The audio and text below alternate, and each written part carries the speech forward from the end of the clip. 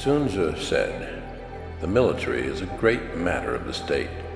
It is the ground of death and life, the Tao of survival or extinction. One cannot but examine it." The military provides protection. Although the Sun Tzu arose in relation to the political state, its logic applies to every form of life, for the function of protection is crucial to them all. Protection means respecting one's integrity through either warding off or extending outward, through defending or conquering. It may entail conflict. Regardless of whether we find these functions pleasant, we must look into them.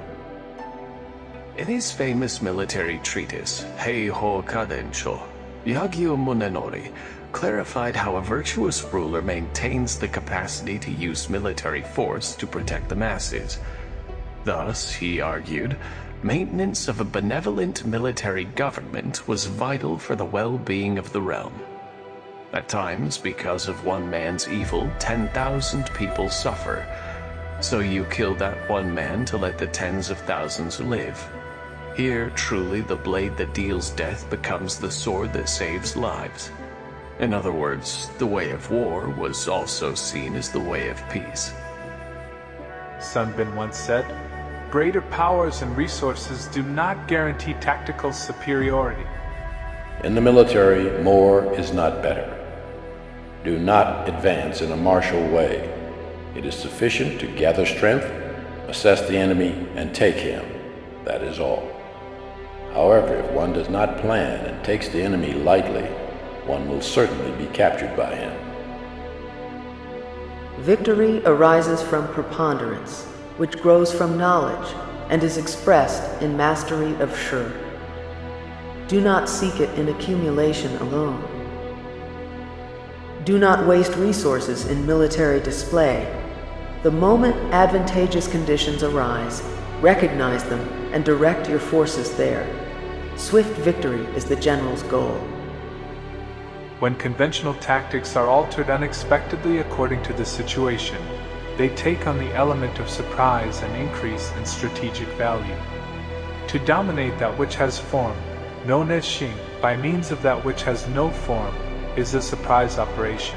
The distinction between straightforward operations, called Jing, and surprise operations, called Qi, is one element in the dyadic yin-yang vocabulary that pervades Sun Bin's teachings, providing a technical language for distinguishing between a head-on maneuver that puts a halt to the enemy's progress, and an unexpected strike from the side or rear that catches the enemy off guard and knocks him off balance.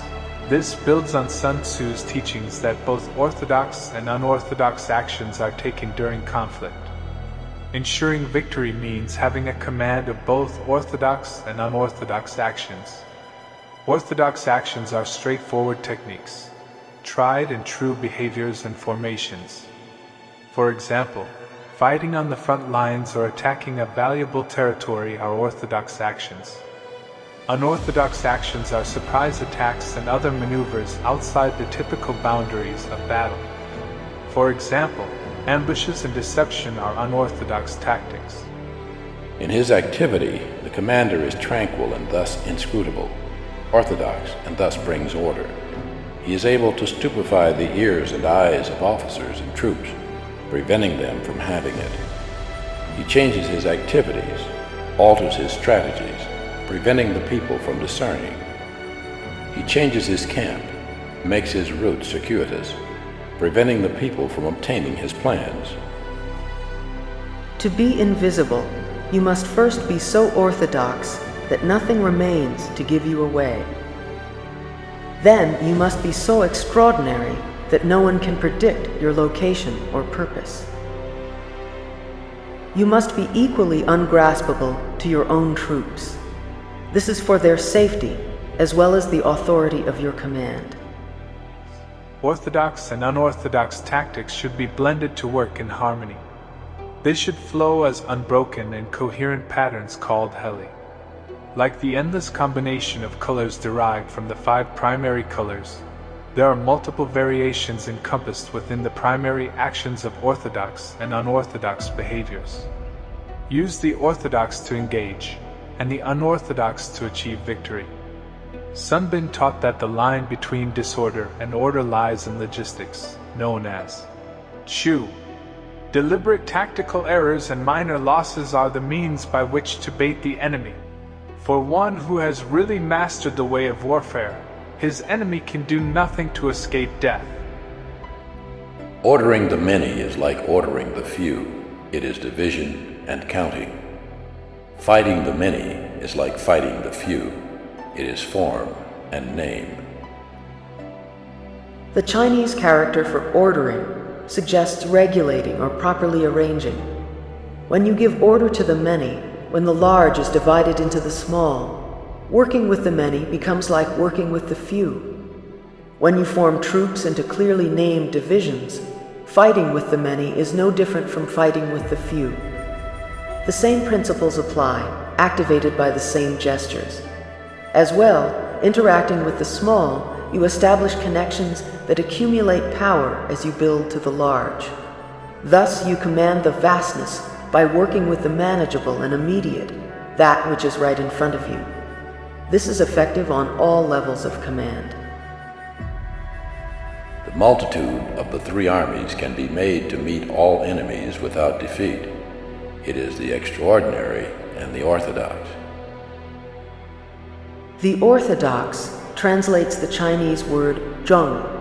Its original meaning, at least 1,000 years before the Sun Tzu, was straight and thus correct. From these senses evolved the term to govern. The orthodox, then, is the right way to do things according to public measures. In social life, it would indicate conventional good form. The extraordinary is literally the strange. It has none of the political associations of the orthodox. In general, the orthodox is the familiarity of our world, the ways in which we engage reality, the way our senses normally work. It is what we and the enemy expect. For the military, it is accepted means and models. It may also include conventional strategy and tactics. The extraordinary is always surprising. It is not defined as any particular action. It is simply what the enemy does not expect.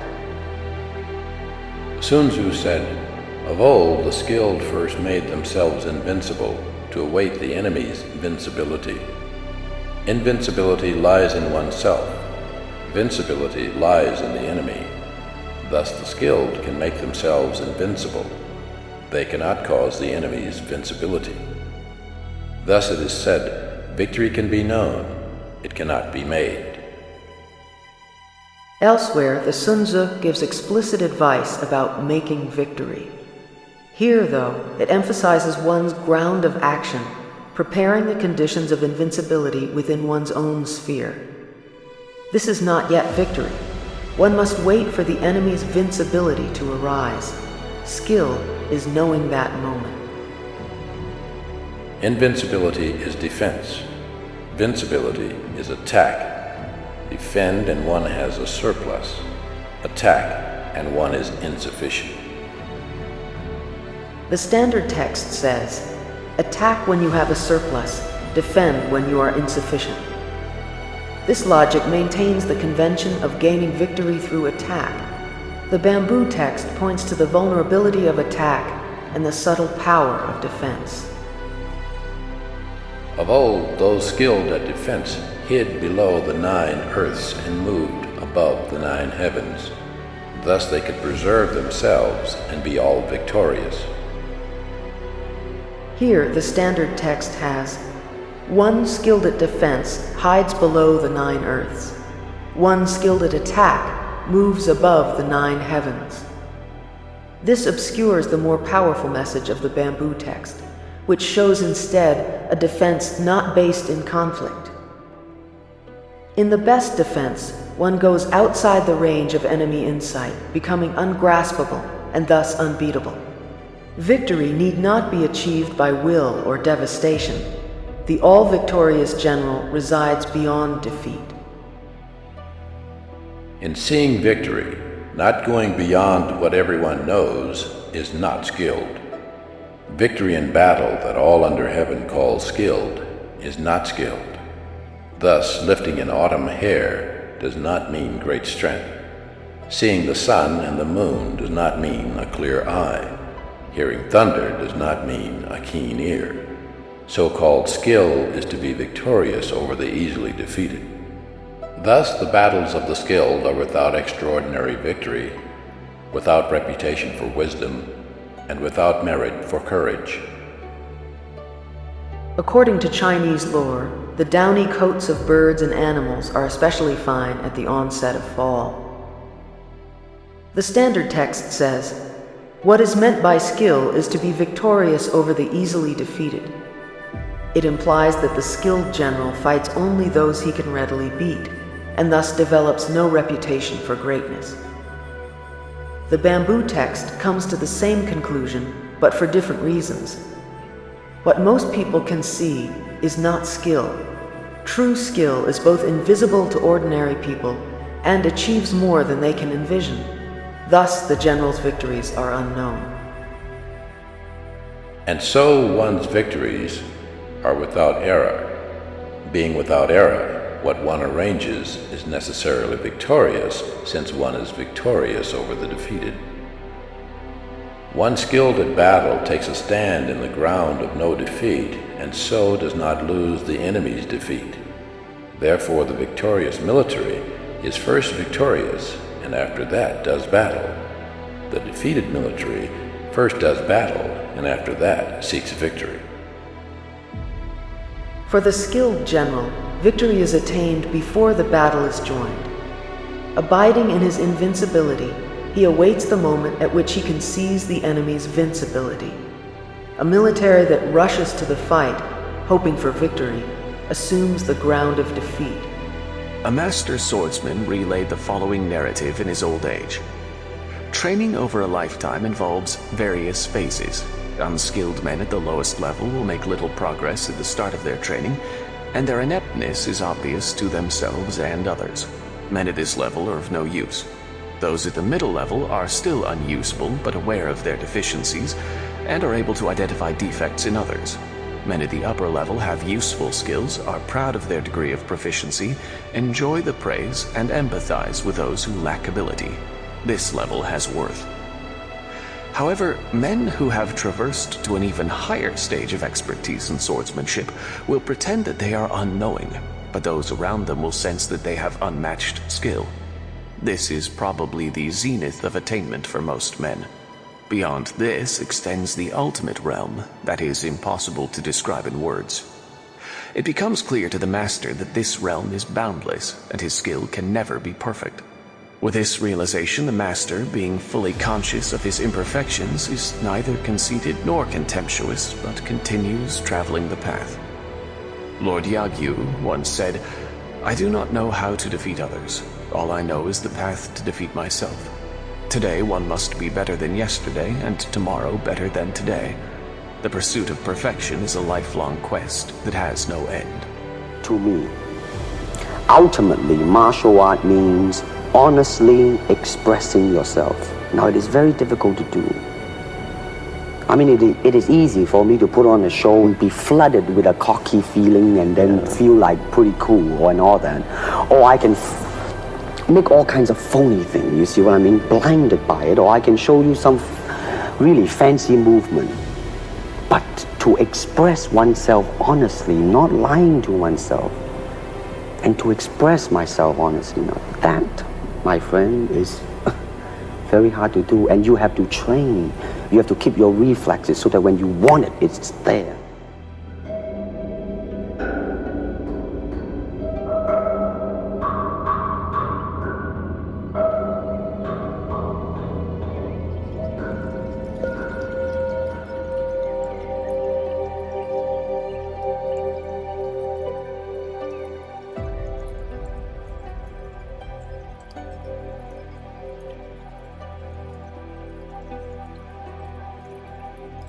Everyone has a spirit that can be refined, a body that can be trained in some manner, a suitable path to follow. You are here for no other purpose than to realize your inner divinity and manifest your inner enlightenment.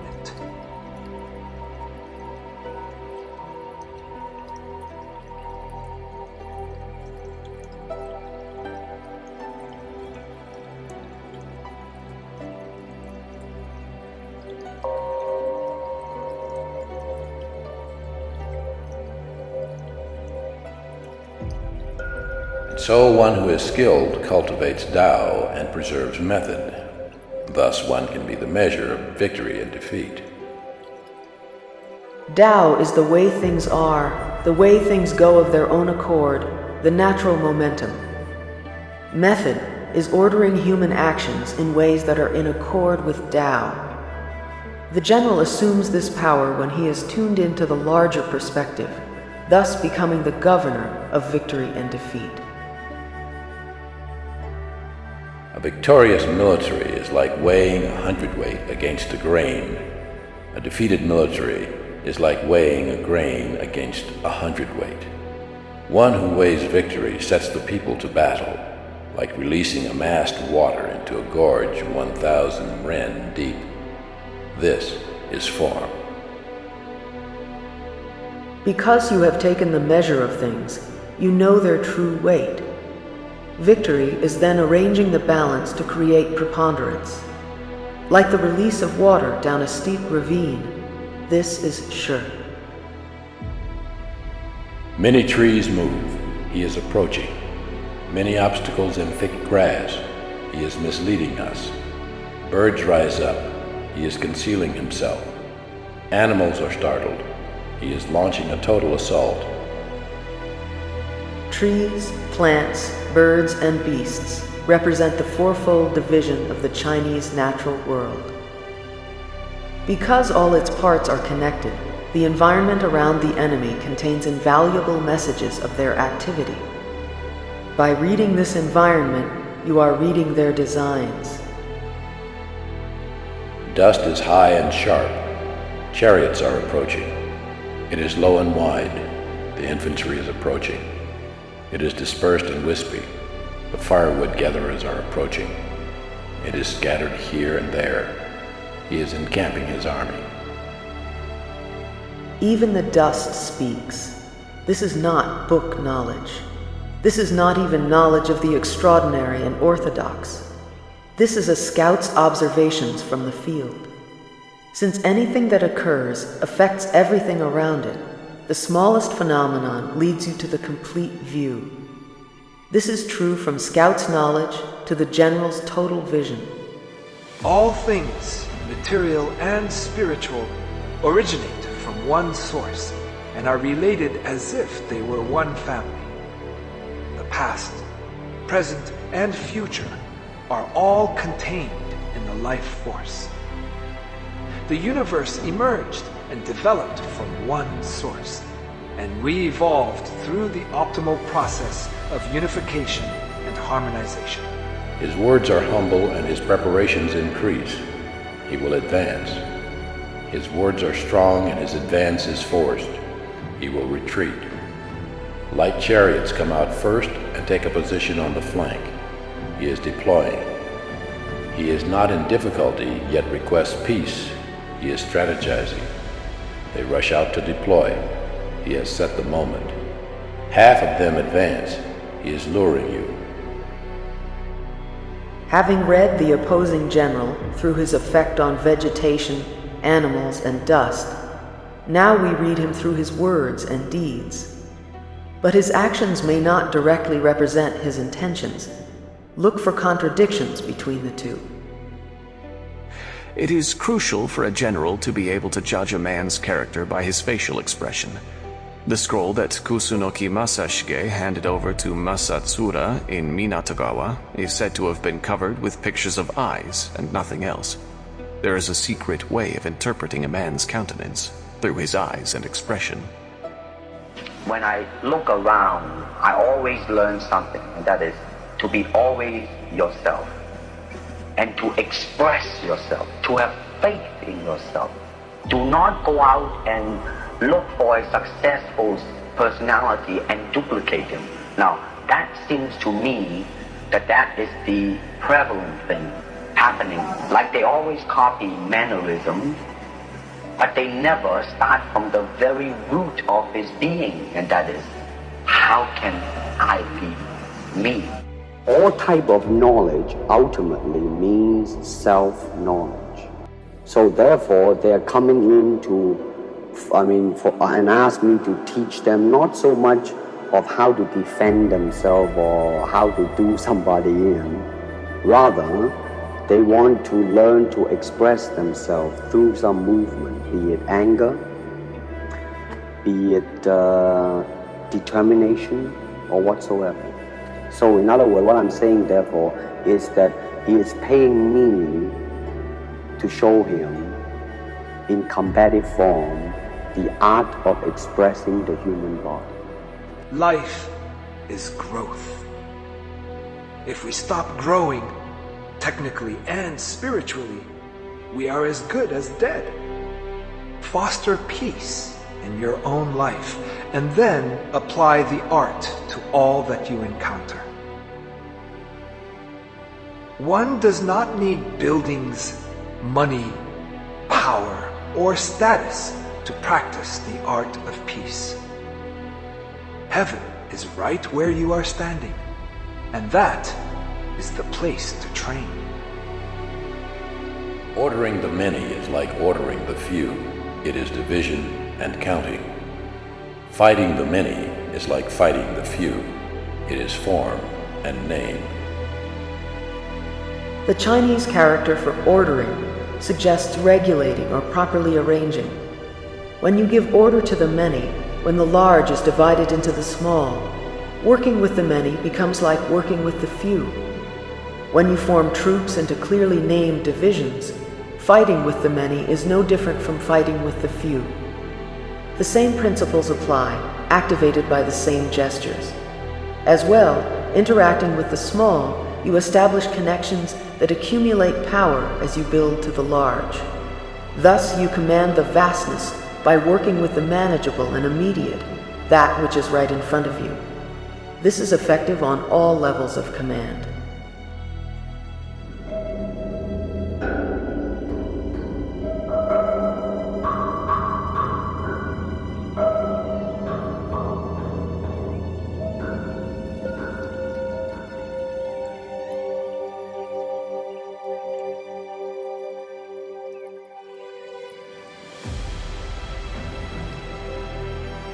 Bunbo Ryodo, being accomplished in both the literary and military arts. What is Zanshin? Literally, lingering heart. Simply put, it is an important principle in the martial arts, which means to maintain psychological and physiological alertness at all times, even after achieving victory in combat or match. It entails remaining vigilant, calm, and collected after the engagement, and mastering complete control over the surge of adrenaline in your blood. Expressing emotions of joy in victory or anguish in defeat are unacceptable. Throwing one's arms up in exhilaration shows a lack of vigilance and respect. Thus, Zanshin can be described as a state of mind in which one shows constant awareness and self-control.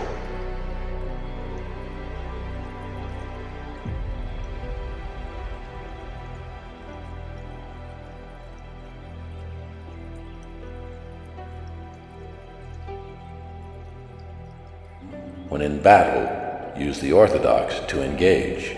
Use the extraordinary to attain victory. Engage people with what they expect. It is what they are able to discern and confirms their projections. It settles them into predictable patterns of response, occupying their minds while you wait for the extraordinary moment, that which they cannot anticipate. The orthodox prepares the ground for the possibility of the extraordinary. Only through complete training in the conventions of your craft are you able to recognize subtle variations in your enemy's practice of it and respond immediately to them. The extraordinary is unanticipated, but the orthodox is not fixed either. It changes as people's perceptions grow and shift. Use of these two thus requires constant awareness of the enemy's developing state of mind. It is a contemplative exercise, not a repeatable trick. And so one skilled at giving rise to the extraordinary, as boundless as heaven and earth, as inexhaustible as the yellow river and the ocean, ending and beginning again, it is the sun and the moon, dying and then being born, it is the four seasons. The general gives rise to the extraordinary, literally gives birth to it. He does not create or assemble it. Uncreated, it is inexhaustible, like heaven and earth. Like cycles of the natural world, large beyond human reach, it ends but begins again. Musical pitches do not exceed 5, yet all their variations cannot be heard. Colors do not exceed 5, yet all their variations cannot be seen. Tastes do not exceed 5, yet all their variations cannot be tasted. The sheer of battle do not exceed the extraordinary and the orthodox, yet all their variations cannot be exhausted. The extraordinary and the orthodox circle and give birth to each other. As a circle has no beginning, who is able to exhaust it? 5 pitches combine to make all music. Every amazing sight in our world derives from only 5 colors. Out of finite elements, an endless display emerges. In the same way, the many sure of battle are a matter only of the extraordinary and orthodox. Knowing this, one can discern the simple patterns that lie within the overwhelming multiplicity of phenomena. Mastering the extraordinary and orthodox, one can create sure inexhaustibly. The extraordinary and orthodox give birth to each other. They are interdependent. What is extraordinary now may soon become orthodox. An apparently orthodox action may be what your adept opponent least expects from you. Thus, the extraordinary and orthodox depend entirely on our conception of them. The rush of water to the point of tossing rocks about, this is sure. The strike of a hawk at the killing snap, this is the node. Therefore, one skilled at battle, his sheer is steep, his node is short. Sheer is like drawing the crossbow. The node is like pulling the trigger. Sure is the power inherent in a configuration. It does not rely solely on powerful components. As Lao Tzu says, water is the softest thing in the world, yet here it tosses rocks about. This water is powerful because it has come together in a particular conformation, cascading through the ravine. The node is that small juncture between the sections of bamboo. It indicates the abrupt moment at which something occurs, the present between past and future. It must be short. Its target is always in motion. The power of Sure comes from combining these two elements. When you pull the trigger of a crossbow, its gradually accumulated energy is released all at once in one spot. Puan Puan, Huan Huan. The fight is chaotic, yet one is not subject to chaos. Hun Huan, Duan Duan. One's form is round, and one cannot be defeated. Huan Huan indicates tangled cords and the confusion of battle. Huan Duan is the word for a whole whose pieces cannot be individually identified. Roundness suggests completeness. In chaotic conditions, the usual patterns which constitute the orthodox world are not discernible. One order has gone, and the next has not yet arisen. Chaos thus offers continual openings to someone who can perceive a deeper order. One's form is round because all possibilities are included in it.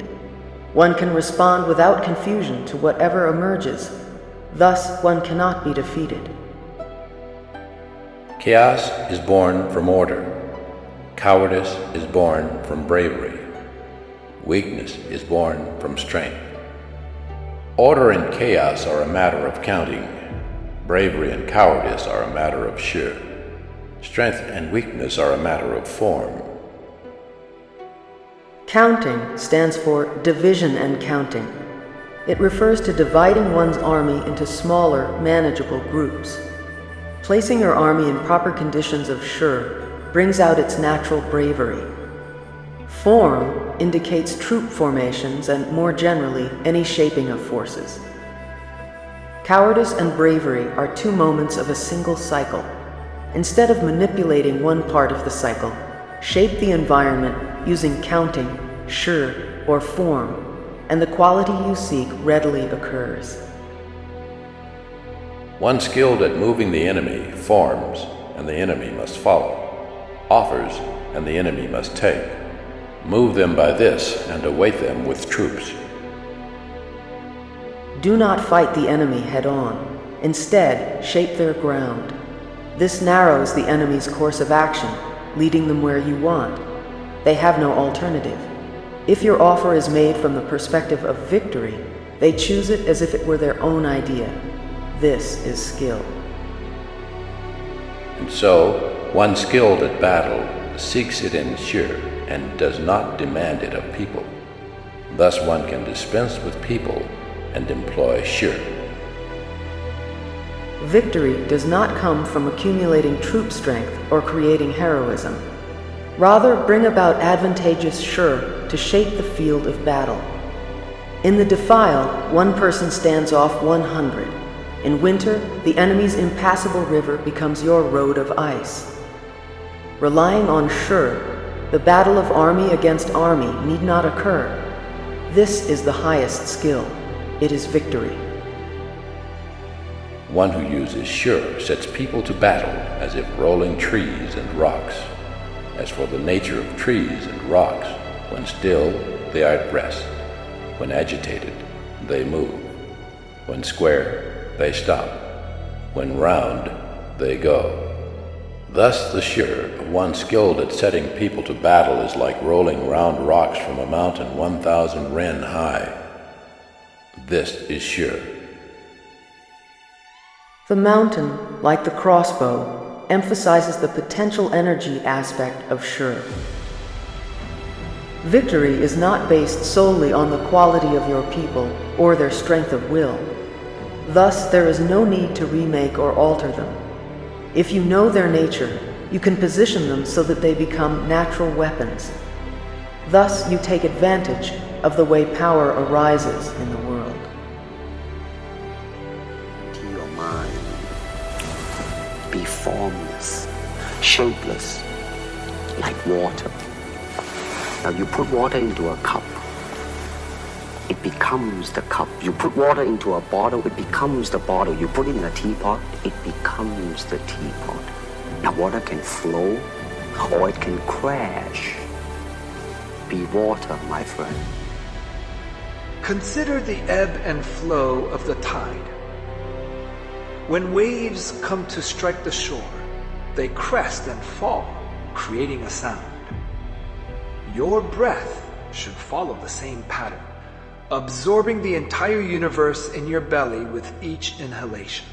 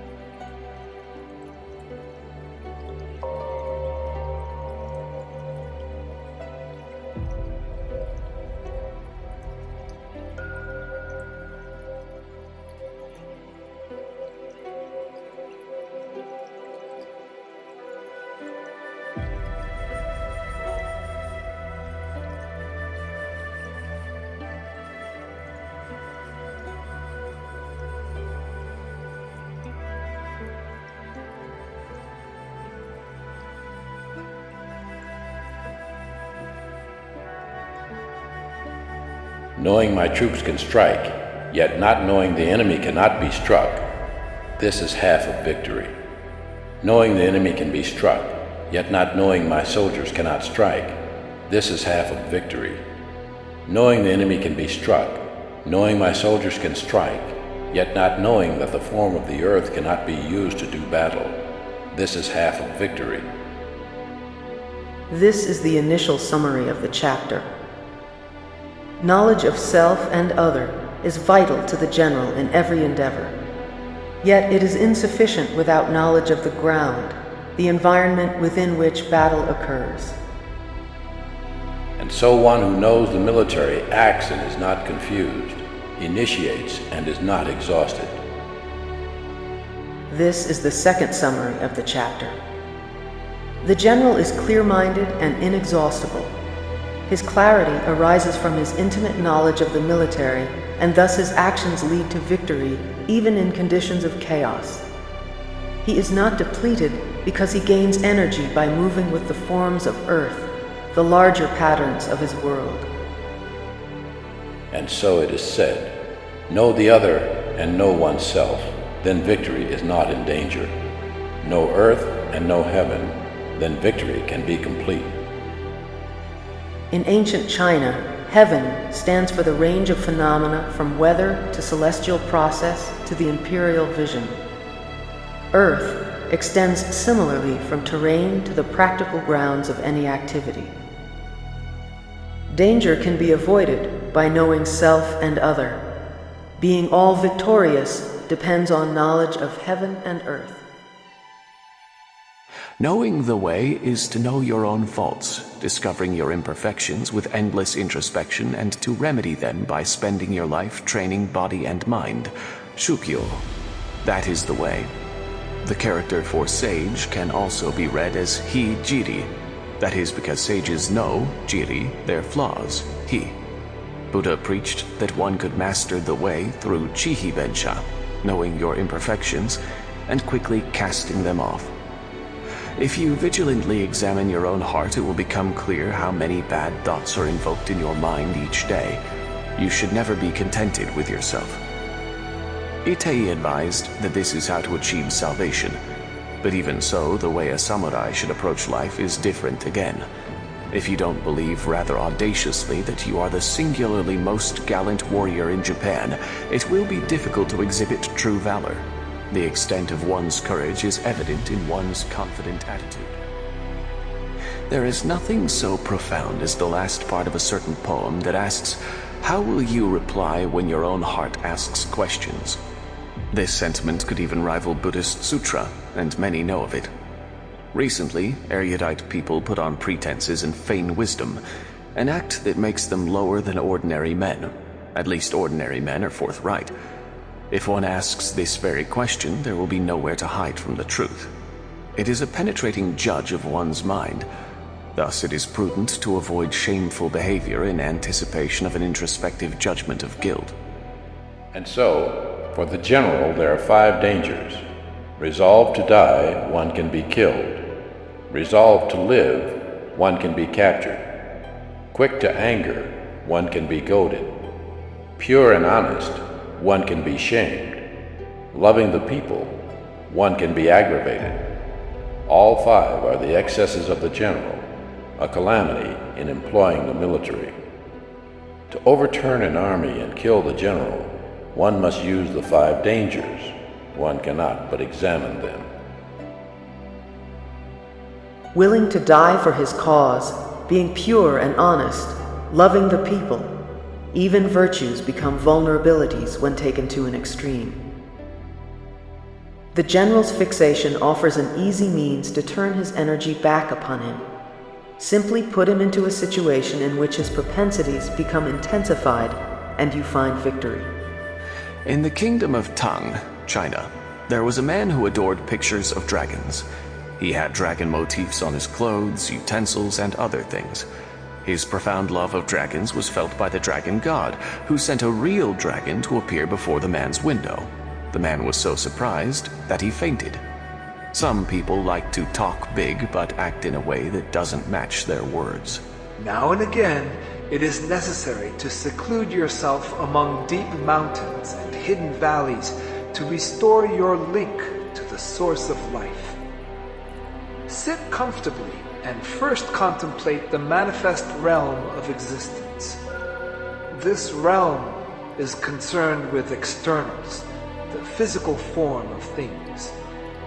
Then, fill your body with ki and sense the manner in which the universe functions, its shape, its color, and its vibrations.